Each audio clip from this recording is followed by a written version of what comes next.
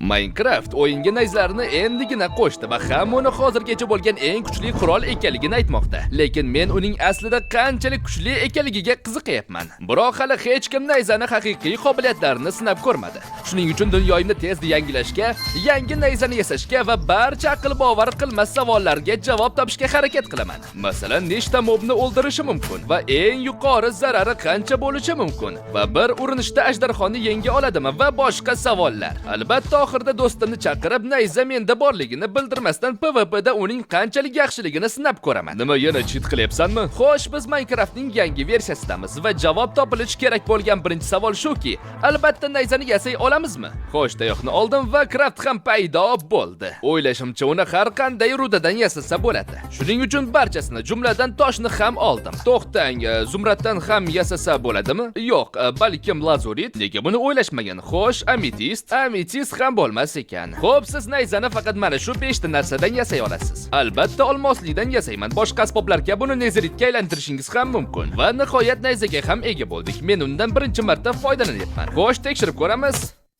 Tushunmadim. Aha, shunchaki bitta urinishdan qilyapti. Xo'sh, nima bo'lganda ham navbatdagi qiziqarli savolga o'tamiz. Nayza qatorasiga nechta mobni o'ldira oladi? Buni sinash uchun ana u yerda juda ham uzun o'tli yo'lak qurib chiqdim.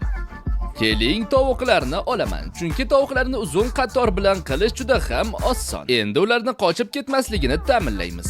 Yuqoriga qarab quramiz, taxtani qo'yib, uni arqon bilan bog'lab qo'yaman. Salgina yuqoriga ko'tarishim kerak, shunda balandliklar bir xil bo'ladi. Endi yaxshi. Keling, to'siqlarni oxirigacha uzaytirib chiqaman. Xo'sh, bu yetarlicha uzun bo'ldi. Har bir to'siqning ustida bitta tovuq bo'ladi. Mendan tovuqlarni qanaqasiga topishimni so'rashingiz mumkin. Men esa avtomatimga borib, ichidan tovuq tuxumlarini olib, albatta o'zim bilgan ishni qilaman. Men shunchaki tuxumni otib, tovuq chiqishini kutib, keyin uni sudramoqchi emasman. Juda ham ko'p ish bo'ladi. Menda zo'r usul bor. Dispanserni qo'yamiz, unga voronkalarni ulayman, kichik platforma shaklida va dispanser o'tadigan joy atrofiga to'siqlarni quraman. Va endi bu tuxumlarni barchasini bu yerga tashlashim mumkin. Xo'sh, PKMni bosamiz, meni barmoqlarim esa og'rib ketayapti. Endi ular doimiy ravishda pastdagi dispanserga tuxum tug'ishadi va men buni ikkita kuzatuvchiga ulab qo'yaman. Shunda u qafas ishiga tinimsiz otib turadi. O'ylashimcha 1 soatdan keyin tovuqlar ko'payib ketishi kerak. Keyin esa hammasini ilib qo'yamiz. Albatta g'alati eshitilyapti. Xo'sh, keyingi savolga o'tamiz. Nayzaga qanday eng kuchli sehrlarni qo'yish mumkin? Agar unga sharpness 5 ni qo'ya olsak, u rostdan ham kuchli bo'ladi. Sehrlash uchun bir qancha lazurit olaman, o'zimni sehrlash stolimga boraman, chunki menda 131 daraja bor. Rostdan ham sharpness qo'ysa bo'lar ekan.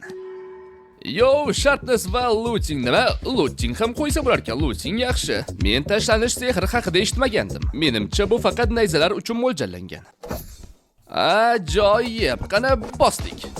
Bu juda ham bomba. Bu narsaga yana sehrlar qo'shsa bo'ladi. Va barcha sehrlarga ega bo'lish uchun men shunchaki bir nechta olmos nayza yasab, barchasini sehrlab chiqaman. Va 10 daqiqadan so'ng mana shunday sehrlarga ega bo'la oldim. Eng mukammal nayza. Qandaydir sababga ko'ra unga mending qo'shib bo'lmas ekan. Mayli, keling, qanchalik kuchli ekanligini ko'ramiz. Yo xudoyim, oddiy ursamchi. Bu juda ham dahshat. Qanday qilib bu Minecraftda bor? Mayli, bu yerda hozircha 0 ta tovuq bor. Shuning uchun keling 3-savolga o'tamiz. Tulki nayzadan foydalana oladimi? Bilaman, bu ahmoqona savol, ammo men buni tezda sinab ko'rmoqchiman. Agar bilmasangiz, tulkiga narsa bersangiz og'ziga solib oladi. Shu sababli unga nayza bersam, o'zi nayzadan foydalana oladimi degan o'y keldi. Tovuqni o'ldirma, qani nayzani ol, senga yordam beradi. Xo'sh, negadir u olmayapti. Nima bersam hech narsani olmayapti negadir bu tulki. Xo'p, menda meva bor, qani olchi. Ana endi bo'ldi, yaxshi. Yaxshi bo'ldi, endi uni og'zida hech narsa yo'q. Nayzani ol. O, ajoyib. Endi u jang qilish uchun uni tovuqlar oldiga olib borishim kerak. Agar u qafasga sakrab qolsa-chi? Qani olg'a, jang qil. Nega u qochib ketyapti? Tushunib bo'lmayapti. Nega sakrayapti? O, yaxshi. O, ishlayapti. Ha, yaxshi ishlayapti. Yo xudoyim, men qotil tulkini yaratdim. Menda savol bor. Nega qafasni tashqarisida tovuqlar yuribdi? Men buni endi payqadim va agar bilmasangiz, Minecraftda tulkini qo'lga o'rgatish mumkin. Agar biror o'yinchi sizni ursa, tulki ham xuddi bo'ri kabi o'sha o'yinchiga hujum qiladi. Xo'sh, endi nayzani menga qaytar. Mevani ol. Rahmat. Tovuqlarni chiqib ketganini sababi dispanser tuxumlarini otganda u shishadan o'tib ketyapti. Shuning uchun toshdan devor qo'yish buni to'g'irlaydi degan umiddaman. Okey, hammasi ishlayapti. Keyingi savol meni eng yoqtirganim, nayza bera oladigan eng maksimal uron qancha? Agar bilmasangiz, nayzaning uroni uni mobga qanday tezlikda urishingizga bog'liq. Shuning uchun menimcha siz aql bovar qilmas darajada zarar yetkaza olasiz. Men qurgan mana bu maydonda barcha usullarni sinab ko'rmoqchiman va oxirida temir golemga nima eng ko'p zarar yetkaza olishini aniqlaymiz. Chunki golemni temir orqali tuzatsa bo'ladi. Ha, uzr so'rayman do'stim, lekin sen bu tajribaga mos keladigan yagonasisan. Men olovsiz bo'lgan boshqa bitta nayza ham yasadim, chunki yonmasdan u qancha zarar yetkazganini ko'rishimiz kerak. Xo'p, birinchisi oddiy yugurib kelamiz va hech qanday zarar yo'q. Xo'p, ikkinchisi men ikkinchi darajali kuch damlamasini tayyorlayman. Xo'sh, ichamiz va qancha uron bo'lar ekan? Hali ham hech narsa, chunki biz oddiy narsalardan boshlayapmiz. Endi esa ikkinchi darajali tezlik damlamasi bilan kuch va tezlikni ichamiz. Endi kattaroq uron bo'lishi kerak. Nima, tushunmadim, bu hazilmi? Mayli, to'rtinchisi ot minish, ammo bu ot oddiy otlardan emas. Men bitta videoyimda dunyodagi eng tezkor otni topganman. Ha, u juda ham tez. Adashmasam soniyasiga 14 blok. Xo'sh, mayli, tekshirib ko'ramiz. Nega men shuncha uzoq joydan boshladim? Qani? Hali ham foydasi yo'q. Yaxshi, agar men bu tezlik damlamasini otiruvchi damlamaga aylantirib, otning tezligini oshirish uchun ishlatsam-chi? Ha, tezroq. To'xtang, u rostdan ham ta'sir qildi. Yaxshi, va endi esa uni to'liq tuzatish uchun ikkita temir kerak bo'ladi. Yaxshi, biz maqsadimizga yaqinlashyapmiz. Xo'sh, endi esa men tuyada sinab ko'rmoqchiman. Agar bilmasangiz, tuyani mana shunday uzoqqa sakrata olasiz va buni damlama bilan sinab ko'rmoqchiman. Yo xudoyim. Xo'sh, qancha temir kerak ekan? 1, 2, 3. Rostdan ham juda ham ko'p uron beryapti. Men shunchaki hazilona qilmoqchi edim xolos. Bu juda ham chiroyli ko'rinyapti. Yaxshi, endi men vagonetka bilan sinab ko'rmoqchiman. Birinchisida oddiy relsdan. Albatta buni foydasi bo'lmaydi. Agar bilmasangiz, relslarni juda ham kuchli qilib kuchaytirsa bo'ladi va ular oddiy relslardan juda ham katta farq qiladi. Mana bu men qurgan eng kuchli relslardan biri. O'zingiz ko'rib turganingizdek, bu juda ham tez. Bu yerga golemdan quraman, chunki mana bu relslarni boshqa joyga ko'chirib o'tirishim kerak bo'lmaydi. Bu otdan tezroqqa o'xshaydi va uroni ham ko'proq bo'lsa kerak. Hech qanday uron bo'lmadi. U ancha tez ko'ringandi lekin. Juda ham ajoyib. Vagonetkaga teginmaslik kerak edi. Ular uron bermas ekan. Keyingisi knockback 2. Nima, qanaqa knockback deyishingiz mumkin. Biz shunchaki kamon bilan o'zimizga otamiz. Tepaga otamiz va o'zimizga tegadi mana shunday. Bu siz o'ylagandan ham ancha oson va ancha tez ham. Qani ko'raylikchi, nechta temir ketar ekan? Tushunarli, atiga 2ta. Xo'p, keyingi usul ancha kuchliroq bo'ladi. Bu xuddi mana shunday muz qo'yib, uning ustida qayiq haydash usuli. Xo'p, bu yerdagi yagona muammo shundaki, men qayiqni haydaygan paytimda nayzamni o'qlolmayman. Shuning uchun bu muz yo'lakni yetarlicha uzun qilishimiz kerak bo'ladi. Yaxshi, muz yo'lakchani ancha uzaytirdim va umid qilamanki, biz to'liq tezlikka erisha olamiz. O'ylaymanki, o'xshashi kerak. Maksimal tezlik. Yaxshi. Bundan ham battar, nega bunaqa bo'lyapti? Men buni katta uron deb o'ylagandim. Xo'p, bilasizmi, menda yana 4 ta usul bor va bulardan biri albatta maksimal uronga yetib boradi. Keyingisi ferverklar bilan elitradan foydalanish, chunki siz albatta bundan tez ucha olasiz. Ancha balandga uchamiz va mana bunday pastga sho'ng'iyman. Nima qilyapman o'zi? Men barcha tezligimni yo'qotdim. Hammasini qaytadan qilib ko'raman. Sho'ng'iyman. Yaxshi, qancha zarar? Menimcha ancha bo'lish kerak. 1, 2, 3. Atiga 3 ta. Bu tuya minganimiz bilan bir xil. Men o'ylab ko'rishim bo'yicha elitra eng yomoni. 1, 2. Har rostdan ham elitra yomon. Yaxshi, keyingi usul aniq bundan ko'ra ko'proq zarar beradi. Biz elitra bilan sehrlangan trizubitsni ishlatamiz. Agar siz yomg'ir paytida shu ikkovini ishlatsangiz, dahshatli tezlikka chiqa olasiz. Jum, juv, juv. Lekin yomg'ir yog'ishini kutishimga to'g'ri keladi. Yomg'ir 1, 2, 3 va boshlandi. Hazillashmayapman, men buni naqd 3 soat kutdim. Lekin qarang qanchalik tezlik bilan uchayapmiz. Qani? Buni juda uzoq vaqtdan beri qilmagandim. Buni qanchalik tez ekanligini ham unutib qo'yibman. Ha, bu aniq qancha o'rin berishni ham bilmayman. Yaxshi, keling buni sinab ko'ramiz. Qani, bu yerdan boshlab ko'ramiz. Birinchisi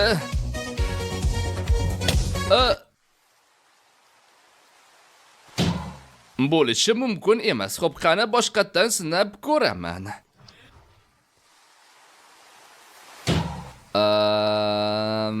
Menimcha nayzani kech chiqaryapman.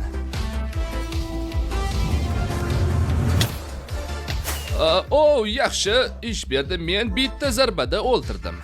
Yaxshi, men shunchaki nayzani to'liq chiqarishga ulgurmagan ekanman. Xo'sh, bu 100% to'liq o'ldira olarmikan? Yo, xudoyim. Xo'sh, yagona muammo shundaki, biz unga qancha zarar yetkazganimizni bilmaymiz. Temir golemda qancha jon mavjud? 50 ta yurak. Bu oddiy o'yinchinikidan 5 baravar ko'p degani. Yaxshi, buni aslida qancha zarar berishini ko'rishim kerak. Shuning uchun men Nether orqali Vardenni bu yerga olib keldim. Vardenda esa 250 ta yurak bor. Agar Vardenni bittada o'ldirsam, men aqldan ozaman. O'z vaqtida nayzamni chiqara olishim kerak. Bu rostdan ham qiyin. Va yo'q. Menda shunchaki qotayapti. Men juda ham baland uchayapman. Hozir men unga urildimmi yoki u meni birinchi bo'lib urdimi? Yaxshi, uni ura oldim, ammo Vardenni bitta urishda o'ldirganim yo'q. Uning uroni 50 yurakdan baland, lekin 250 dan past ekan. Bilasizmi, men xohlagan va bundan tezroq bo'lishi mumkin bo'lgan ajoyib usul mavjud. Chunki Minecraftdagi har bir sayohat qilish usullarini sinovdan o'tkazgan videoimlardan birida qayiq uchirgich deb ataluvchi moslamani topgan edim. Bu juda oddiy uskuna. Siz bu yerga 50 dan ko'p bo'lgan qayiqlarni ustma-ust qilib qo'yasiz. Hatto soyasi qop-qora bo'lib ko'rinib turibdi. Agar shunchaki orqam bilan yaqinlashsam mana shunday uchirib yuboradi. Shunaqa. Juda yaxshi tezlik. Ko'rib turganingizdek, buni qilish juda ham oson. Ammo bu yerga faqatgina 50 ta qayiq ustma-ust qilib qo'yilgan. Lekin siz cheksiz qo'yishingiz mumkin. Maksimal tezlikda tekshirgan videoimda shunaqa qilgandim. Va Trezubitsdan ancha tezroq uchishimiz aniq. Va bu moslama Minecraftdagi eng maksimal tezlik hisoblanadi. Lekin buni shu yerning o'zida Varden bilan sinab ko'rgandan ko'ra, ajdarho bilan sinab ko'rishni xohlayapman. 2 marta qurishga to'g'ri keladi. Lekin bundan oldin tovuqlarga qaytamiz. Hozir yetarlicha bo'lishi kerak. Nayza bir qatoriga qancha mobni o'ldira oladi? Balkim cheksiz. Moblar ovozini o'chiraman. Men shunchaki zinapoya quraman. Tovuqlarni qafasdan bittasini arqon bilan bog'lab olib chiqib, yonidagi to'siqqa qo'yaman. Buni qancha qilishga to'g'ri keladi, lekin buni bajarishni xohlayman. Xo'p, allaqachon taxminan 60 yoki 70 ta tovuqni joylashtirib bo'ldim.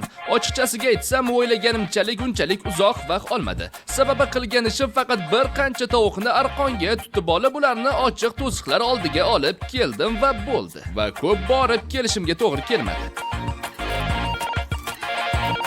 Xo'sh, hammasini tugatib bo'ldik va tovuqlarimiz asosan qolmadi va hammasini zaborga ilib chiqib bo'ldim. Yo xudoyim. Xo'sh, ikkitasi qolib ketibdi. Buni yo'q deb hisoblayveramiz. Va ularni barchasini o'ldirishimizdan oldin bu yerda qancha tovuq ilinganini sanab olishimiz kerak. Yaxshi, bu yerda 186 ta tovuq bor ekan. O'ylashimcha, nayza barcha tovuqlarni o'ldira olmaydi, lekin ehtimol 56 ta yoki 57 ta bo'lishi ham mumkin. Mayli, meni eshitmanglar, eshitmanglar, unutamiz. Qani, boshladik bo'lmasa. O'zim tovuqlar oldiga yugurib borishimdan ko'ra otdan foydalanganim yaxshiroq. Sababi ot tezroq va ancha chiroyliroq ko'rinadi. Yaxshi rakursdan ko'rsatmoqchi edim, lekin bu yerda modlar yo'q. Qani, qanchasini o'ldira olar ekan? Yaxshi. Ajoyib. Sizlar ham mazza qilyapsizlarmi? Hozir nayza ko'tariladi. Ajoyib. Bu rostdan ham ajoyib, men juda ham mazza qildim. Sizlar qanday tirik qoldingiz? Yo'q, bularni ham hisoblaymiz. Bu yerda qancha loot bor-a? Yaxshi, men koordinatalar yordamida qancha tovuq o'lganini hisobladim. Bu yerda 121 ta tovuq o'ldirilgan ekan. Sizni qo'lingiz charchaguncha hamma moblarni nayza o'ldira oladi. Hozir ko'rib olasiz. Mana men nayzani ushlab turibman va sekin asta qimirlashni boshlaydi va tepaga ko'tariladi. Agar o'ylab ko'radigan